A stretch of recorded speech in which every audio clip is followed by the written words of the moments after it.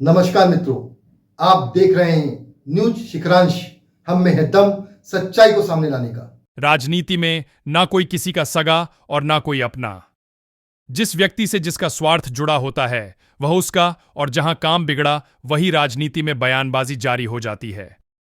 भाजपा की टिकट न मिलने से बौखलाए 2 बार लंबे अंतर से चुनाव हारने वाले डबल मनी के सबसे करीबी बड़बोले रमेश भटेरे भाजपा पर दबाव बनाने निर्दलीय चुनाव लड़ने का ऐलान कर दिया।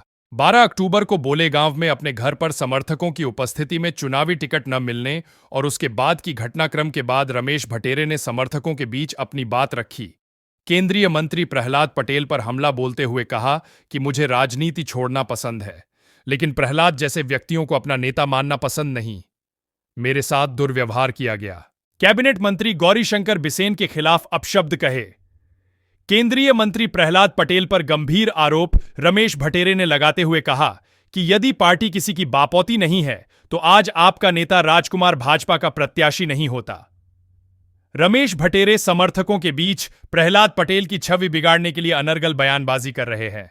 टिकट न मिलने से निराश है। 2 बार लंबे अंतर से चुनाव हारने वाले, डबल मनी की मास्टरमाइंड से चंदा उगाही करने वाले रमेश भटेरे भाजपा से टिकट न मिलने से पूरी तरह बौखला गए हैं।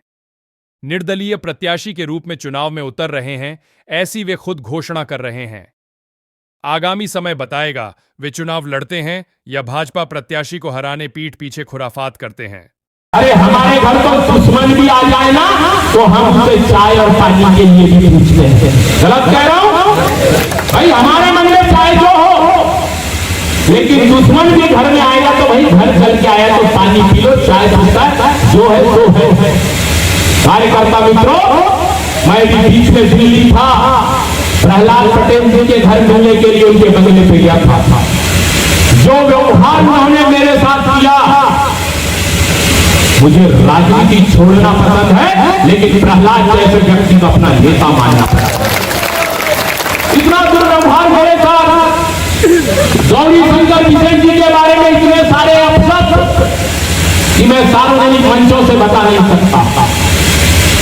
और मुझे बेईमान बताने वालों और रमेश की बपौती नहीं है बताने वालों, सबसे कहता हूं कि रमेश की बपौती होती ना तो 2007 का नगाड़ा आज भाजपा के लिए नहीं आया होता। झाड़ू छाप वाला व्यक्ति भाजपा के सबका प्रत्याशी नहीं होता। पार्टी किसी की बपौती नहीं है, किसी के घर से पार्टी नहीं चलती। अरे आज चुनाव है, कई आएंगे, कई नेता आएंगे कि तुम संगठन के हो, तुम पार्टी के हो, पार्टी हमारी मां है, हम भी मां मानते। आज बालाघाट के कुछ लोग कहते हैं कि जो लोग पार्टी को मां बताते थे आज बतिया उछल रहे हैं। मैं उनसे भी कहना चाहता हूं, रमेश का नार भी भाजपा में गड़ा है और रमेश का कफन भी भाजपा का होगा। 19 तारीख को एक घर में आमंत्रण देंगे और रांची के अवंतीबाई स्टेडियम में जहां सबको बुलाएंगे, कार्यकर्ताओं से पूछूंगा और एक बार जनता से जो जनता जनार्दन कह दे कि वास्तव में रमेश भटेरे को लड़ना चाहिए, नहीं लड़ना चाहिए, मैदान में रहना चाहिए, नहीं रहना चाहिए, जो जनता जनार्दन तय कर दे, जो मेरा कार्यकर्ता तय कर दे, वही निर्णय मेरा आखिरी निर्णय। लेकिन मेरे मन में क्या है आपको किसी को मालूम है क्या? किसी को मालूम है क्या? जोर से बोलिए। मेरे को कैसे मालूम रहेगा कि आपके मन में क्या है? आप किस भावना से यहाँ पर आए हैं, किस भावना से आप यहाँ बैठे हैं, मालूम है क्या? आपके बाजू वालों को भी मालूम नहीं है कि आप किस भावना से यहाँ पर आए हैं।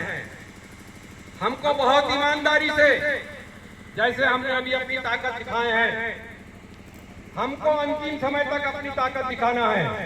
अब आप बताइए, आत्मा से दोनों हाथ उठा करके क्या रमेश भटेरे जी ने चुनाव लड़ना चाहिए? रमेश भटेरे जी ने चुनाव लड़ना चाहिए? चुनाव लड़ना चाहिए? ईमानदारी से बोल रहे हैं आप? कोई बेईमानी किसी के मन में, दिल में? आने वाले विधानसभा के चुनाव में रमेश भैया हमारे प्रत्याशी होंगे। हम पूरी ईमानदारी से अपने और अपने पूरे